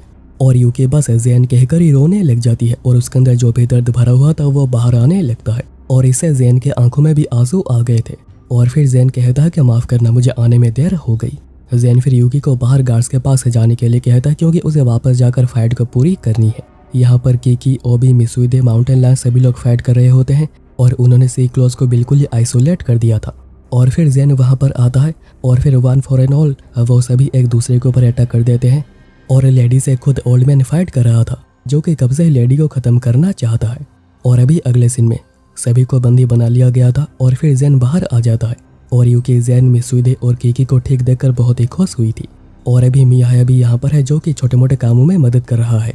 और अभी ओबी अंदर है, जो कि सीक्लोज के ऊपर नज़र बनाए रखे है और राज बाकी चीज़ों को संभालने में लगा हुआ है। फिर वहाँ पर काजुकी और ओल्ड मैन आते हैं और ओल्ड मैन बात करने में बहुत ही झिझक रहे थे। पहले वो अपने बिहेवियर के लिए माफ़ी मांगते हैं और फिर वो ज़ेन और बाकियों को उनके विलेज में एक दिन रुकने के लिए इन्वाइट भी करते हैं। पर यूकी ओल्ड मैन को देखकर कहती है कि पापा आप। और अब नेक्स्ट सीन में राज अपने लोगों के साथ अपने कैसल वापस लौट गया था और ज़ेन, यूकी और बाकी सब यूकी के डैड के साथ उनके विलेज जा रहे थे क्योंकि उन्होंने इन्वाइट किया है। पर यूकी बताती है कि वो कभी अपने डैड से नहीं मिली, तो उसे भी थोड़ा अजीब तो लग रहा है। और अब यूकी ये भी देखती है कि सभी लोग उससे बातें कर रहे हैं, पर ओबी ने अभी तक उससे एक भी बातें नहीं करी है। और फिर कुछ समय के बाद वो विलेज पहुंच जाते हैं और सीक्लोज के ख़त्म होने की खुशी में आज यहाँ पर जश्न का माहौल है। और अभी यूकी, ज़ेन और काजुकी और यूकी के डैड बैठकर बातें कर रहे थे। वो बताते हैं कि उनका नाम मुकाज़े है और ऑफिशियली वो डैड है। पर यूकी कहती है कि उसके ग्रैंड पेरेंट्स ने कहा था कि उसके डैड अभी तक जिंदा है। पर मुकाज़े पूछते हैं कि आखिर यूकी ने उन्हें पहचाना कैसे, क्योंकि वो तो एक दूसरे से कभी नहीं मिले। तो यूकी बताती है कि एक बार मुकाज़े उनके बारे में आए थे, वो भी छुप कर, और तभी उसके ग्रैंड पेरेंट्स ने बताया था कि यही तुम्हारे डैड हैं। और ये चेहरा याद रखने के लिए यूकी उनके बारे में हमेशा सोचती रहती थी ताकि वो कभी अपने डैड के चेहरे को ना भूले। मुकाज़े फिर बताते हैं कि यूकी बिल्कुल अपने मोम पर गई है। यहाँ पर अभी पार्टी चल रही होती है, पर मित्सुइदे और कीकी साइड में खड़े हुए थे और तभी मदद के लिए कीकी मित्सुइदे को शुक्रिया कहती है। और अभी वहीं पर ओबी पूरे विलेज में घूम रहा है ताकि अगर यहाँ पर कोई भी पोटेंशियल थ्रेट हो तो वो उसे पहले ही पहचान ले। मुकाज़े आगे बताते हैं कि उन्हें अपने कंट्री से निकाल दिया गया था क्योंकि यूकी के मॉम की शादी उनके दूर के किसी अंकल से फिक्स हुई थी, पर क्योंकि ये उनके प्यार की बात थी तो मुकाज़े यूकी के मॉम को लेकर भाग आए। पर उनके अंकल के सर्च एफर्ट की वजह से वो कभी भी एक जगह पर ज़्यादा समय तक रह नहीं पाए, जब तक कि उन्हें माउंटेन लायंस ने रहने नहीं दिया। और यूकी का जन्म भी इसी विलेज में हुआ था, पर उसके तुरंत बाद ही यूकी के मॉम की डेथ हो गई थी। और क्योंकि यूकी का यहाँ पर रहना खतरे से खाली बिल्कुल भी नहीं था, इसलिए मुकाज़े ने यूकी को उसके ग्रैंड पेरेंट्स के पास छोड़कर आए और उन्हें यूकी के तानबरन से गायब होने की खबर भी मिली थी, जिसके बाद उन्हें बड़ी चिंता हो रही थी। और क्योंकि उन्होंने काजुकी को यहाँ पर रहने के लिए अलाउ किया था तो काजुकी यूकी और मुकाज़े को एक साथ लाना चाह रहा था। और काजुकी फिर रिक्वेस्ट करता है कि जैसे यूकी यहीं पर ही उनके साथ रुक जाए, पर यूकी मना करती है, कहती है कि जैसे ये विलेज उनके लिए बहुत ही ज़रूरी है वैसे ही उसके लिए क्लारिनेस ज़रूरी है। मुकाज़े फिर कहते हैं कि चलो पार्टी में चलते हैं, पर पार्टी में जाने से पहले यूकी पहले जंगल में जाती है ओबी को ढूंढने। और ओबी मिलते ही ओबी पहले सॉरी कहता है क्योंकि उसे बॉडीगार्ड का काम दिया गया था और वो यूकी को प्रोटेक्ट नहीं कर पाया। यूकी उसे शांत होने को कह रही होती है, पर उसे कुछ ऐसा हो गया है कि जिसका गिल्ट इतनी आसानी से नहीं उतरेगा। इसलिए यूकी कहती है कि नेक्स्ट टाइम वो जब भी टनबरन जाए तो तब भी ओबी ही उसका बॉडीगार्ड हो। और वो तभी टेनबरन के शहर में भी घूमेंगे जो कि उन्होंने वादा किया था। और फिर ओबी और यूकी पार्टी को ज्वाइन करते हैं और काजुकी यूकी को मुकाजे की कहानियां बताने लगता है। और यहाँ पर कीकी और मिसूदे ओबी को कंपनी दे रहे थे और ज़ेन भी वहीं पर पास में ही बैठा हुआ था। और अभी थोड़ी देर के बाद ज़ेन वहाँ से वापस आ गया था और मुकाजे भी उसे बात करने के लिए आए हुए थे। मुकाजे कहते हैं कि जिस तरह ज़ेन यूकी को बचाने के लिए कुछ भी कर गया और उन्होंने ज़ेन के आंखों में जो देखा है वो बता सकते हैं कि ज़ेन यूकी को लाइक करता है और ज़ेन को भी यह बात माननी पड़ती है। और यहाँ पर अभी काजुकी यूकी को कहानियाँ सुना रहा होता है, पर तभी उसे इटोया की हेल्प करने के लिए जाना पड़ता है। और क्योंकि अभी यूकी बहुत ही थक गई होती है, वो रेस्ट करने जा रही थी और वो यहाँ पर आकर देखती है कि ज़ेन और मुकाजे बातें कर रहे हैं और बातें यूकी को लेकर ही हो रही थी और सारी बातें वो सुन भी लेती है। और जब ज़ेन वापस पार्टी में जा रहा था, वो देखता है कि यूकी नीचे ही बैठी हुई है और उसने सारी बातें सुन भी ली है। और यह बात जानने के बाद दोनों एक दूसरे को देख भी नहीं पा रहे थे। ज़ेन फिर बताता है कि यूकी और कीकी ऊपर वाले कमरे में रहेंगे और वो तीनों नीचे वाले कमरे में। और फिर ज़ेन गुड नाइट कहकर जा रहा था, पर यूकी उसे थोड़े और समय के लिए रुक जाने के लिए कहती है। यहाँ पर अभी ओबी ड्रिंक करे जा रहा था, पर मिसूदे और कीकी वापस आ रहे थे और वो दोनों ज़ेन और यूकी को हंसता हुआ सुन पाते हैं और दोनों को सच में बातें करने में काफ़ी मज़ा भी आ रहा था। पर यूकी फिर ज़ेन के वॉच के लिए सॉरी कह दी है क्योंकि उसने वादा किया था कि वह उसे रिटर्न कर देगी। पर ज़ेन कहता है कि ज़रूरी यह है कि उसे उसके वॉच और यूकी दोनों ही वापस मिल चुके हैं। ज़ेन आगे और कुछ बताना चाह रहा था, पर थकने की वजह से यूकी सो गई थी। और फिर ज़ेन उसे बेड में सुला देता है और जाने से पहले एक किस भी करता है। और अभी नेक्स्ट डे वो सभी वापस जा रहे होते हैं, पर जाने से पहले मुकाजे कहते हैं कि उन्हें यूकी पर गर्व है कि वो जहाँ पर रहना चाहती है वहाँ पर रह पा रही है। और फिर वो लोग वहाँ से राज के कैसल में आते हैं और राज यूकी को देखकर बहुत ही खुश हुआ था। और अभी उसी रात को राज अगेन यूकी के लिए एक बॉल पार्टी रखवाता है और अभी यूकी इसके लिए तैयार हो गई थी और अभी उसे एस्कॉर्ट करता है। और अभी ज़ेन भी इसी कैसल में है, पर वो आगे नहीं आएगा। पर रोना तो अभी कुछ प्लान करे जा रही थी, पर राज आकर उन्हें पहले ही रोक देता है। तो रोना पूछती है कि क्या राज नहीं चाहता है कि यूकी यहाँ पर हमेशा के लिए रह जाए। तो राज कहता है कि बकवास मत करो, वो यूकी है। और फिर बॉल पार्टी में वही ट्यून को प्ले किया जाता है जो कि यूकी ने कहा था। और अभी राज और यूकी एक साथ डांस कर रहे थे, पर राज थोड़ा तो नर्वस लग रहा था। पर दोनों को एक साथ डांस करता हुआ देख ज़ेन को थोड़ी जलन तो हो रही थी, पर यूकी को खुश देखकर वो भी खुश है। राज फिर कहता है कि अगली बार जब तुम्हारे बाल बड़े हो जाए तो प्लीज़ मुझे भी दिखाना। तो यूकी कहती है कि अगर दोस्त बनकर आओगे तो ज़रूर दिखाऊंगी। और फिर नेक्स्ट डे यूकी और ज़ेन वापस क्लैरिनेस के लिए निकलते हैं। अब अगले दिन में वो सभी बॉर्डर पहुंचने वाले होते हैं कि अचानक बहुत ही तेज़ बारिश शुरू हो जाती है। और ये बारिश इतनी तेज़ हो रही होती है कि उन्हें पास के एक पोर्ट टाउन में रहने का फैसला करना पड़ता है। वो एक होटल में आकर चेक इन करते हैं और इसी समय पर एक और लड़की भी चेक इन करती है। नेक्स्ट वो नहा रहे होते हैं और ओबी और ज़ेन एक साथ नहा रहे थे और कीकी और यूकी एक साथ, और मिसूदे बाहर गार्ड पर खड़ा हुआ है। ओबी यहाँ पर पूछता है कि क्या उसे लगता है कि कीकी और मिसूदे आगे चलकर एक दूसरे से शादी करेंगे, क्योंकि उसे तो ऐसा ही लगता है। ज़ेन कहता है कि अगर वो इससे खुश रहते हैं तो उसे कोई प्रॉब्लम नहीं। और अभी डिनर के समय पर मस्त खाना पीना हो रहा था, तब ओबी और मिसूदे झगड़ने लग जाते हैं कि आखिर ज़ेन किसकी बात है ज़्यादा मानता है। पर वो दोनों इतना ज़्यादा कर रहे होते हैं कि ज़ेन दोनों के हाथ से एक दूसरे को खिलाने लग जाता है। इतने में वही लड़की फिर से वहाँ पर आती है और उसकी नज़र इस बार मिसूदे पर थी। वो मिसूदे से पूछती है कि क्या वो आज रात को फ्री है। तो मिसूदे कीकी को कहता है कि प्लीज़ बचा लो, पर कीकी कहती है कि हाँ वो बिल्कुल फ्री है। और ज़ेन बताता है कि मिसूदे जब पहली बार कैसल में आया था तो सभी मेड से दिन रात उसके बातें किया करती थी। तभी वो लड़की जिसका नाम तोरो है वो ज़ेन को चूज करती है, पर वो ओबी को मना कर देती है क्योंकि वो दिखता भी काफ़ी खतरनाक है। अब खाने के बाद ओबी बाहर आ गया था और वो लड़की भी बाहर ही बैठी हुई थी, पर ज़ेन और यूकी के आते ही वो चली जाती है। ओबी फिर दोनों को कहता है कि उन्हें यहाँ पर बिल्कुल रिलैक्स होकर इस मोमेंट को एंजॉय करना चाहिए। यहाँ पर कीकी और मिसूदे चाय पी रहे थे और वो बात कर रहे थे कि कैसे ज़ेन और यूकी के आसपास चीज़ें कितनी ज़्यादा चेंज हो गई हैं, पर वो दोनों बिल्कुल भी नहीं बदले। पर कीकी कहती है कि अगर यूकी और ज़ेन की शादी हो जाती है तो उसे मिसूदे की और कोई भी नीड नहीं होगी। पर मिसूदे ज़ेन से इतना ज़्यादा करीब है कि ज़ेन उसे अकेला करना नहीं चाहता है। मिसूदे फिर कहता है कि वो किसी ऐसे से शादी करना चाहता है जो कि ज़ेन को उसी की तरह इंपॉर्टेंस और रेस्पेक्ट देता हो। तो कीकी कहती है कि क्या तुम ओबी की बात कर रहे हो। यहाँ पर ओबी गुड नाइट कहकर अगेन ड्रिंक करने जाता है और वो दोनों यहाँ पर रहकर थोड़ी बातें वगैरह करते हैं। पर फिर आधी रात को सभी लोग सोए हुए थे, पर ओबी छत पर बैठकर तारों को देख रहा था। इतने में वही लड़की तोरो अगेन आती है और वो दोनों एक दूसरे को जानते हैं। ओबी बताता है कि ज़ेन उसका मास्टर है जिनके साथ वो यहाँ पर आया है।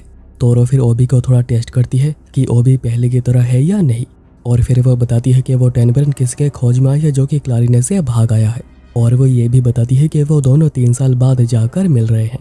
और तोरो चाहती है कि ओबी उसके इस काम में हेल्प करे, पर ओबी अभी किसी भी क्राइम रिलेटेड चीज में इन्वॉल्व होना नहीं चाहता है। तोरो कहती है कि उन्हें बस किसी को ढूंढना है और यह कोई क्राइम नहीं है, और क्या वो उसका दोस्त नहीं। तो ओबी हेल्प के लिए मान जाता है क्योंकि उसके पास अभी ऐसे कुछ करने के लिए भी है नहीं, पर उसे सुबह होने से पहले वापस आना होगा।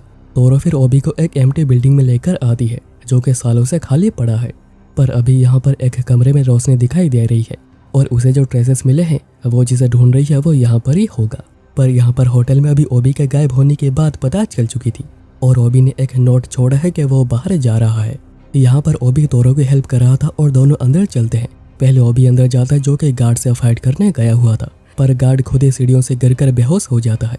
और फिर तोरो विंडो से कमरे में एंटर करती है, और ये छोटा लड़का है जिसे कि वो ढूंढ रहे हैं, और वो किसी बड़े घराने का लड़का है जो कि घर से भाग आया है क्योंकि वहाँ पर बहुत ही रूल्स है, और उसे ऐसा लगता है कि वो जैसे किसी जेल में रह रहा हो। और वो तो तोरो को भी ब्राइब देने की कोशिश करता है, पर तोरो उसके बातों को नहीं मानती और उसे वहीं पर बांध देती है। पर तभी वहाँ पर एक और गार्ड आकर अटैक कर देता है, जिसे कि तोरो हरा तो देती है, पर पैर फिसलने की वजह से वो नीचे गिर रही थी, पर गिरने से पहले ओबी उसे बचा लेता है। पर फिर भी तोरो के हाथ पर चोट लगी थी, और ओबी को भी थोड़ी चोट तो लगी है। तोरो फिर याद कर रही होती है कि कैसे उन लोगों ने पहले कितने सारे मिशंस को एक साथ पूरा किया है। एक बार तो ओबी को बहुत ज़्यादा चोटें लगी थी, पर उसने फिर भी मिशन को पूरा किया। और फिर तोरो ओबी को उन्हें अगेन ज्वाइन करने को कहती है, पर ओबी मना करता है क्योंकि उसे ऐसा लगता है कि उसका एक पार्ट उन लोगों के पास रह गया है। इतने में जेन और बाकी सब वहीं पर पहुंच जाते हैं, और जेन ओबी पर बड़ा ही गुस्सा हो रहा था ऐसा अचानक गायब हो जाने के लिए। वो लोग यहाँ पर कीकी के वजह से आ पाए हैं क्योंकि कीकी को इस एम्प्टी बिल्डिंग के बारे में पता था, और यहाँ पर लाइट देखकर वह यहीं पर आ गए। यूकी फिर तोरो के चोट को ट्रीट करने लग जाती है, और यहाँ पर ओबी तोरो के बारे में जेन को बता रहा था, और उसने पहले तोरो के बारे में इसलिए नहीं बताया क्योंकि उनका रूल है कि वो एक दूसरे को पब्लिक में बिल्कुल भी रिकॉग्नाइज नहीं करते हैं। जेन फिर कहता है कि अब से ओबी को सेल्फ एवर रहना होगा क्योंकि उसके फिक्र करने वाले भी लोग हैं, और अगर ये बात ओबी समझ नहीं पाता है तो वो और कभी ओबी को ढूंढने नहीं आएगा। यूकी फिर आती है और वो ओबी के चोट को ट्रीट करने लग जाती है, पर वो देखती है कि ओबी के चेस्ट पर गहरे घाव का निशान है। तो ओबी कहता है कि अगर तब यूकी उसके साथ होती तो शायद घाव के या मार्क यहाँ पर ना बनते, और फिर वो यूकी को ऐसा गायब हो जाने के लिए सॉरी भी कहता है। और ये देखकर तोरो बड़ी हैरान हो रही थी, ऐसा लग रहा था कि जैसे वो किसी और ही ओबी को देख रही है। और फिर वो सुबह होते ही क्लारिनेस के लिए निकलते हैं, और जेन का मूड कुछ ठीक नहीं था क्योंकि वो चाहता है कि वो यूकी के साथ राइड करे, पर ऐसा होना पॉसिबल नहीं। अभी नेक्स्ट सीन में लॉर्ड हारुका इजाना को दिखाते हैं कि जेन के लिए कितने ज्यादा मैरिज रिक्वेस्ट आए हुए हैं। इजाना कहता है कि क्या वो टेनबरन से आते हुए सभी लड़की को बुके देते हुए आ रहा था। लॉर्ड हारुका कहते हैं कि इसका आधा रीजन तो इजाना है क्योंकि वो तो मैरिज रिक्वेस्ट एक्सेप्ट ही नहीं करता है, इसलिए सभी के सभी जेन के पीछे ही पड़े हुए हैं। और दोनों डिसाइड करते हैं कि वो जेन को इन रिक्वेस्ट के बारे में बताएंगे, और ये भी कि वो एक पार्टी रखेंगे जहाँ पर सभी लड़कियाँ आएंगी और जेन उनमें से किसी एक को चूज करेगा। और अभी रात को जेन वापस आते ही पहले इजना से मिलने जाता है और बताता है कि उनका मिशन सक्सेस रहा है।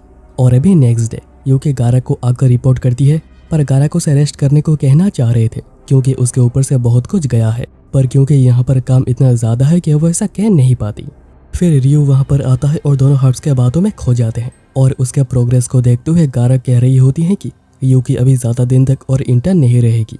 यहाँ पर यूकी रियू को असिस्ट कर रही थी, जो कि यूकी के ना होने की वजह से रियू बहुत ही ज़्यादा मिस कर रहा था। दूसरी ओर लॉर्ड हारुका मैरिज रिक्वेस्ट के बात जेन को बता रहे थे, और ये भी कि इजाना के हिसाब से जेन को एक ही पार्टी में सभी को बुलाकर उनसे मिल लेना चाहिए और उन्हीं में से ही किसी एक को ही चूज करना चाहिए। और ये सब कीकी और ओबी छुपकर सुन रहे होते हैं। मिसूदे तब आकर कहता है कि तुम दोनों यहाँ पर क्या कर रहे हो, तो दोनों कहते हैं कि देख नहीं रहे, काम कर रहे हैं। यहाँ पर लॉर्ड हारुका बता रहे होते हैं कि जेन को पार्टी में किसी को चूज करना ही होगा क्योंकि इसके बाद लाइन में प्रिंस इजाना है, पर जेन क्लियर कर देता है कि वो एक वाइफ के खोज में नहीं है, और लॉर्ड हारुका भी उसे प्रेशराइज नहीं करते, पर कहते हैं कि जेन को मिनिमम एक लड़की से तो मिलना पड़ेगा ताकि लोगों को यह ना लगे कि जेन कभी शादी करेगा ही नहीं। जेन फिर सभी लड़कियों का नाम देखने लग जाता है और कहता है कि ठीक है, वो एक मैरिज मीटिंग के लिए रेडी है। और यह बात है जानकर कि आज यानी नेक्स्ट डे जेन की मैरिज मीटिंग है।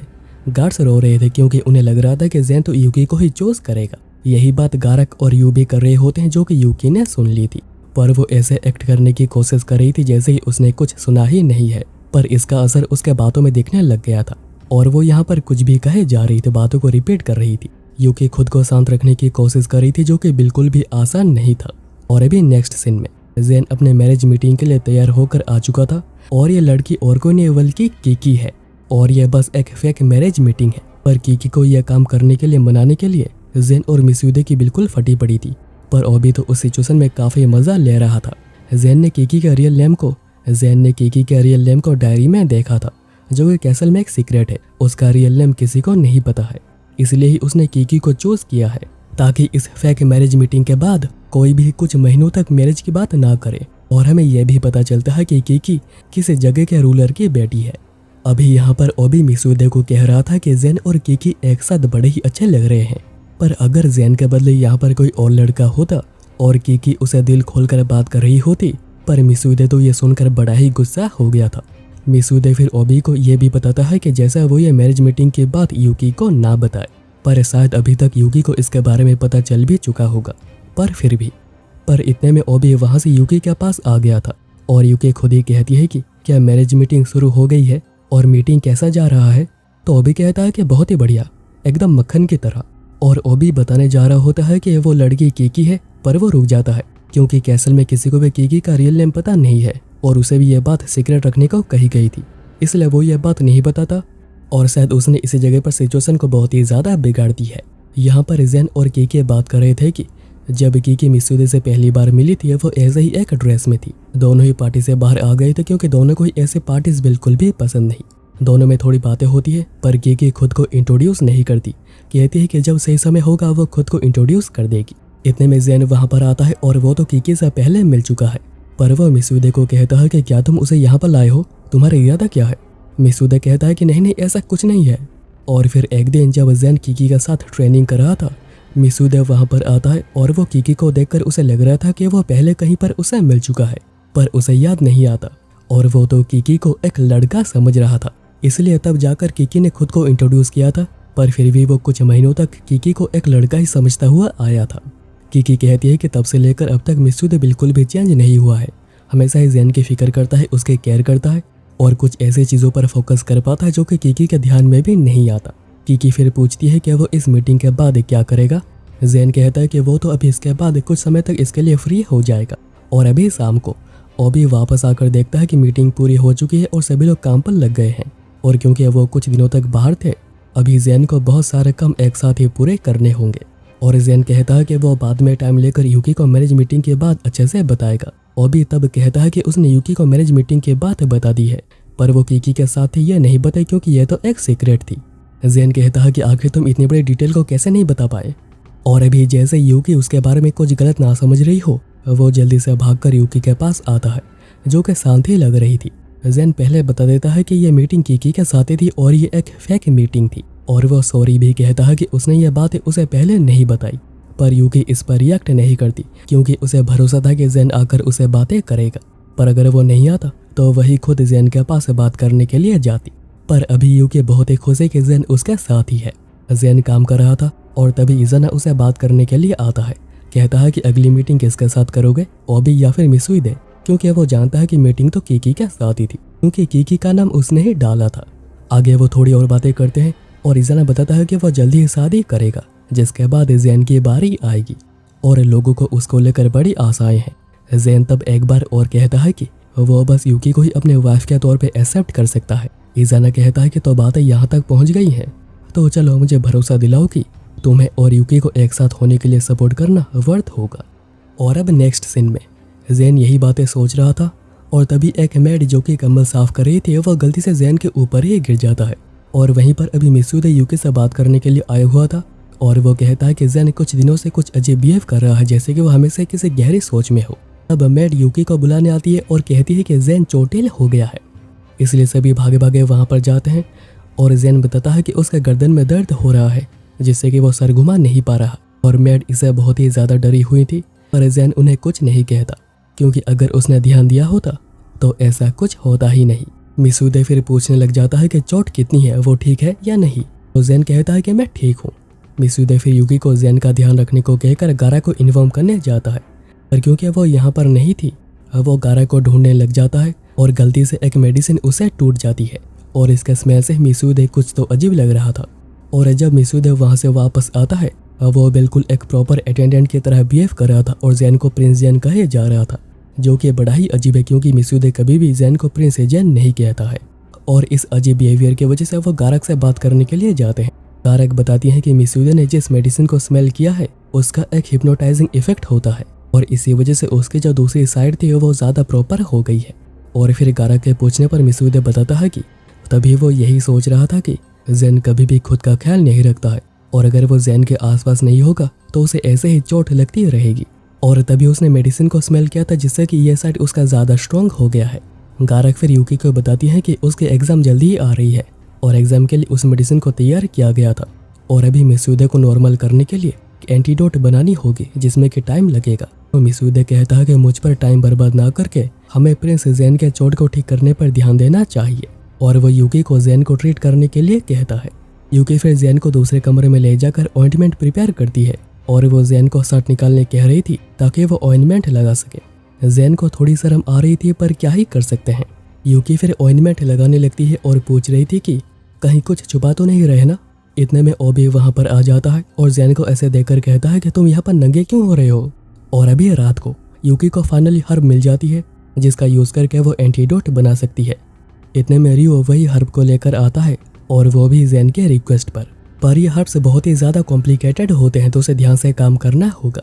मिसूदे का धक्का गलती से कीकी को लग जाता है पर क्योंकि अभी उसकी पर्सनैलिटी बिल्कुल ही बदल गई है वो कहता है कि माफ़ करना लेडी, कहीं मेरे धक्के की वजह से तुम्हें कोई चोट तो नहीं लगी ना।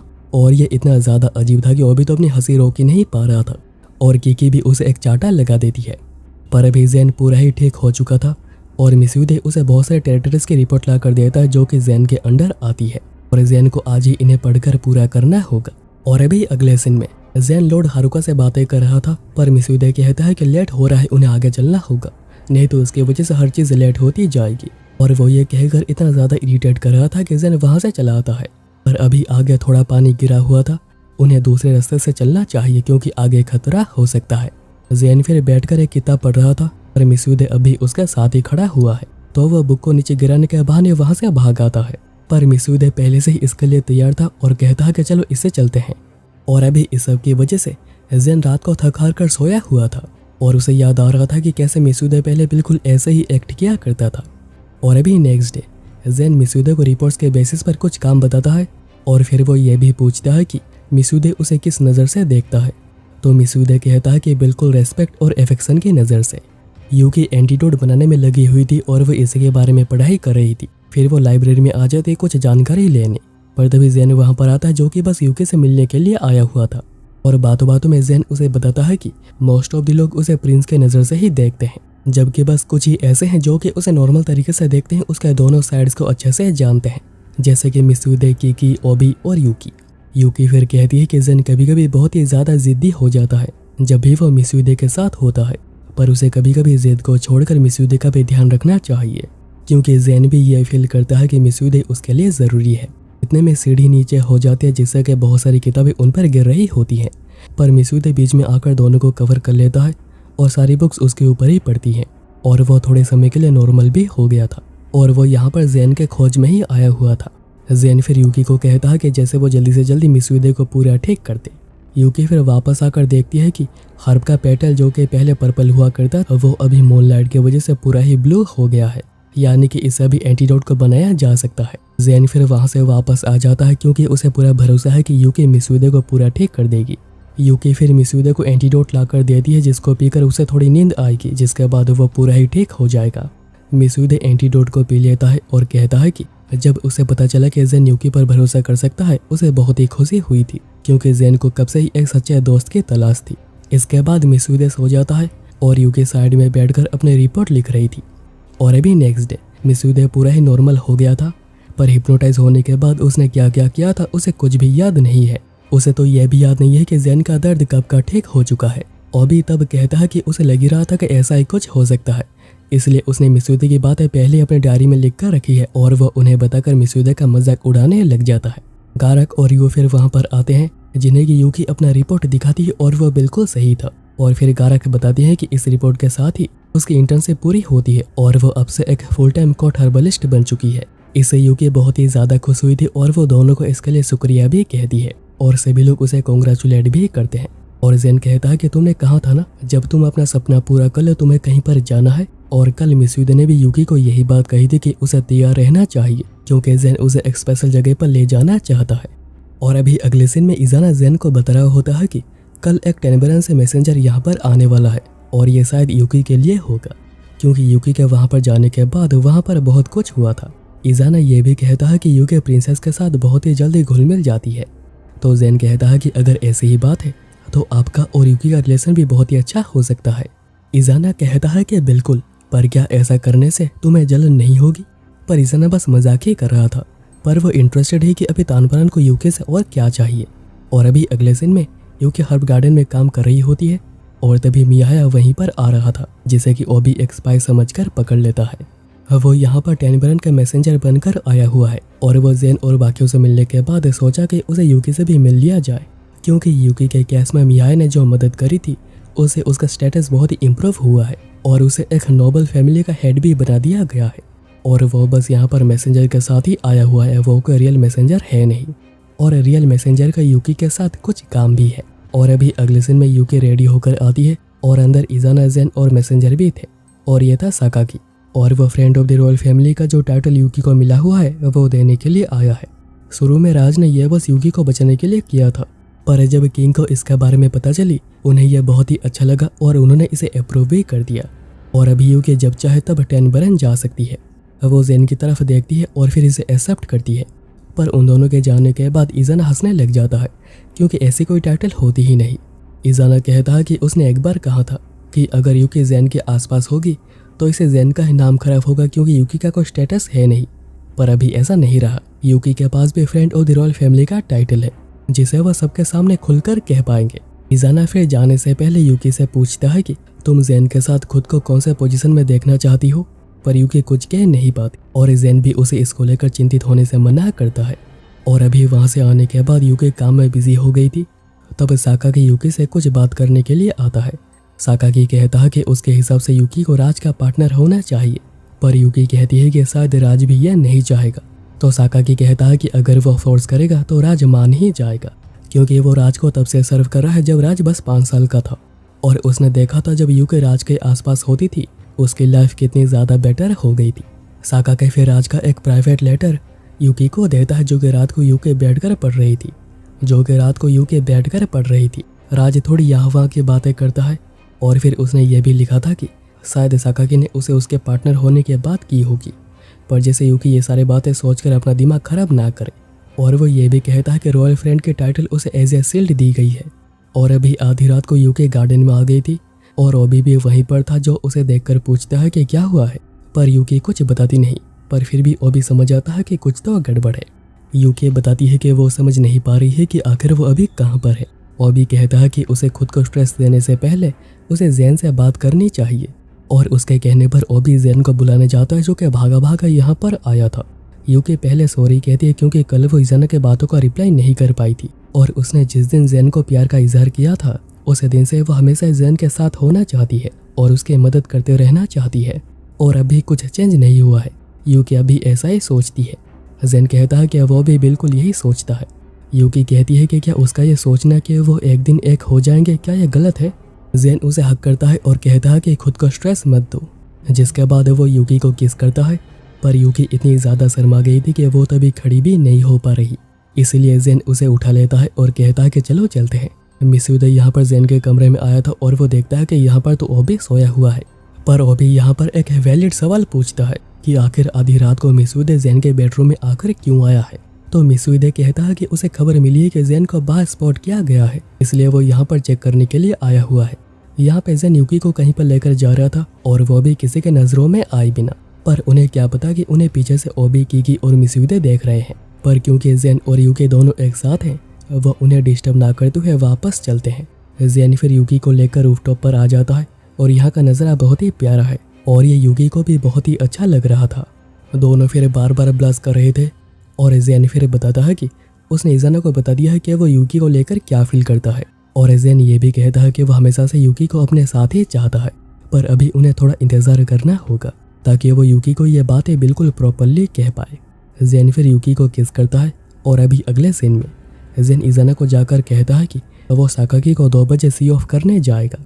और इजाना यहाँ पर एक चीज़ नोटिस करता है कि यह पहली बार है जब जेन ने पूरा टाइम उसके आंखों में देखकर बात करी है। इसके बाद जेन साकाकी को सी ऑफ करता है और जाने से पहले यूकी साकाकी को राज के लिए अपना एक रिप्लाई भेजती है और साकाकी जाने से पहले कहता है कि अगली बार मैं जब आऊँगा तुम्हें फिर से मनाने की कोशिश करूँगा। और अब उनके जाने के बाद जेन कहता है कि उसे पता है कि साकाकी ने यूकी को राज का पार्टनर बनने के लिए कहा होगा, पर वो जानता है कि आखिर यूकी का रिप्लाई क्या होगा। पर अभी उन्हें अगेन काम करने चलना चाहिए और फिर चारों एक साथ चलते हैं और यूकी अपने मैजिक टीम के साथ चलती है। रियू बताता है कि उन्हें कुछ मेडिसिन बनानी है तो यूकी उसके साथ ही चलती है। और यूकी सोच रही थी कि अगर उसे कभी एक विश मांगने का मौका मिलता है तो वो अपने डेस्टिनी को कंट्रोल करने के विश मांगेगी। और ये एनीमे यहीं पर ही एंड हो जाती है। तो दोस्तों कमेंट्स में बताना कि आप लोगों को ये एनीमे कैसा लगा और वीडियो को लाइक और चैनल को सब्सक्राइब करना बिल्कुल भी मत भूलना।